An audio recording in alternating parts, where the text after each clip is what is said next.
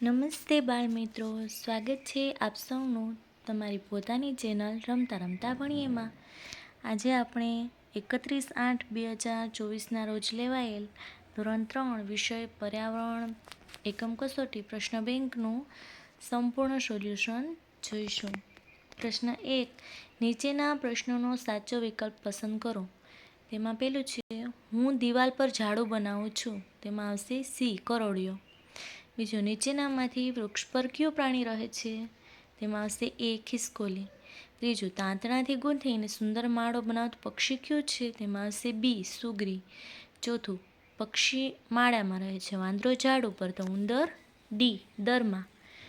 પાંચમું, ડ્રાઉં ડ્રાઉં ડ્રાઉં મારો અવાજ છે. તેમાં આવશે સી, દેડકો. છઠ્ઠું, મારા અવાજને ગર્જના કહે છે. બી, સિંહ. સાતમું, ઘૂ ઘૂ ઘૂ બોલું છું અને કૂવામાં માળો કરું છું. તેમાં આવશે ડી, કબૂતર. આઠમું, વરસાદમાં ટેહુંક ટેહુંક બોલું છું અને પીંછાની સુંદર કળા કરું છું. તેમાં આવશે બી, મોર. નવમું, હાથી શેના વડે પાણી પીવે છે? તો તેમાં આવશે સી, સૂંઢ. દસમું, મારી ગતિ ધીમી છે, હું પાણી અને જમીન પર રહું છું. તેમાં આવશે એ, કાચબો. 11મું, ચકલી ચી ચી કરે છે, બકરી બે બે, તો ગધેડું ઊંચી ઊંચી. 12મું, ખાલી જગ્યા પેટે સરકીને ચાલે છે. તેમાં આવશે ડી, સાપ.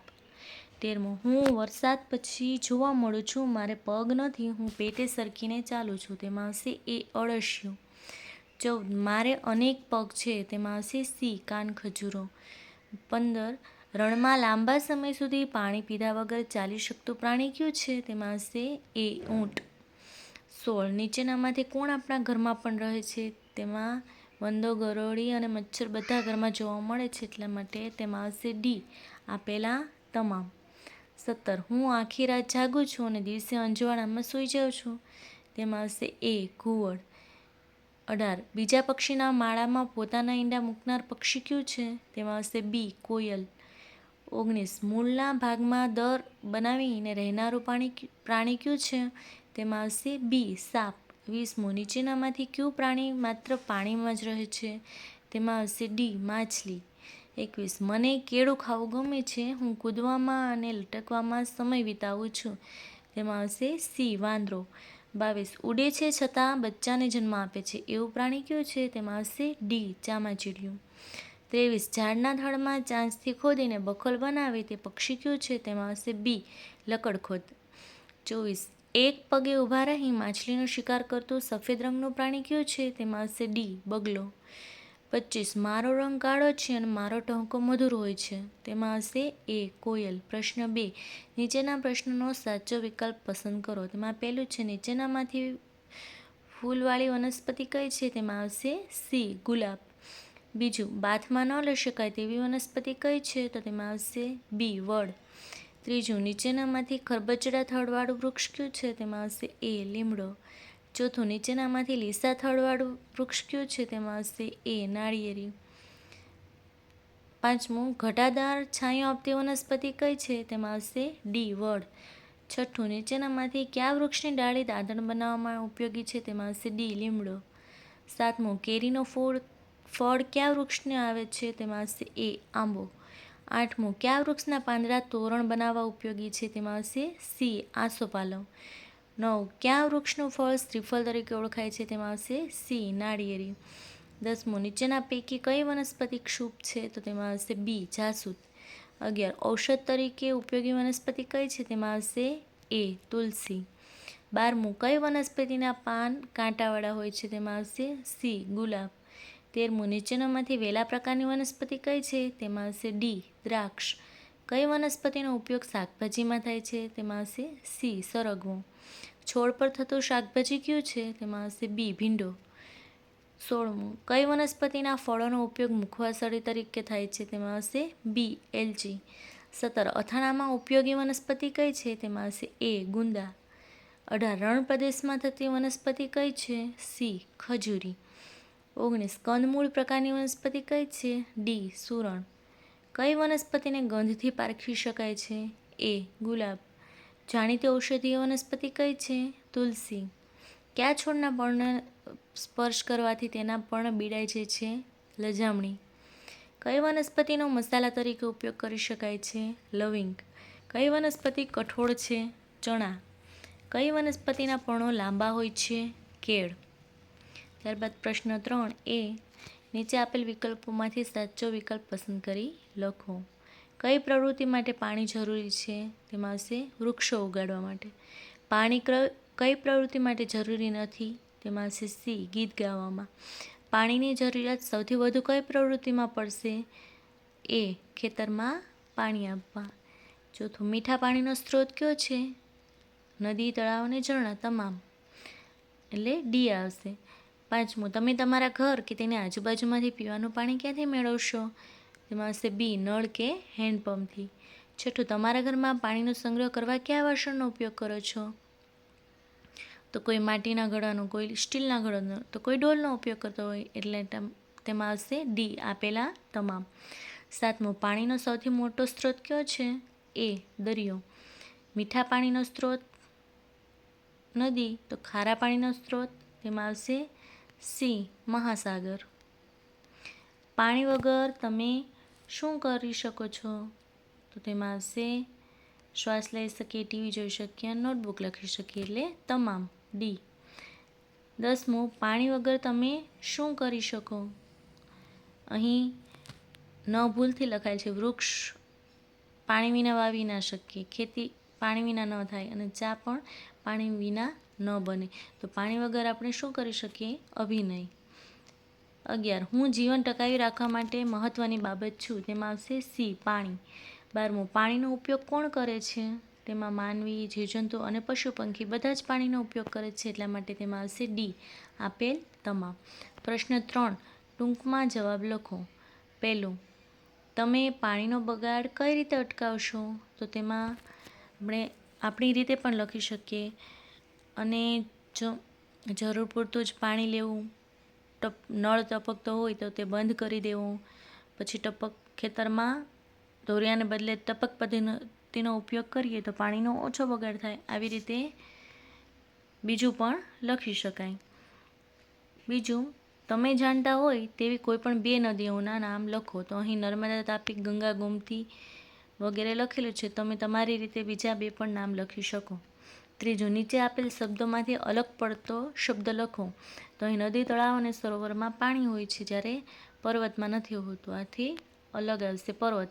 સ્નાન કરવું, કપડાં ધોવા, વાળ ઓળવા, માટી ગૂંથવા. તો અહીં સ્નાન કરવા, કપડાં ધોવા અને માટી ગૂંથવા માટે પાણીની જરૂર પડે, જ્યારે વાળ ઓળવા માટે પાણીની જરૂર પડતી નથી. ચોથું, દુકાળથી બચવા તમે શું કરશો? તો વરસાદના પાણીનો સંગ્રહ કરશું, પાણીનો બગાડ ન કરીએ, વધુ વૃક્ષો વાવીએ અને નદીમાં બંધ બાંધીને સંગ્રહ કરીએ. આવી રીતે બીજું પણ લખી શકાય.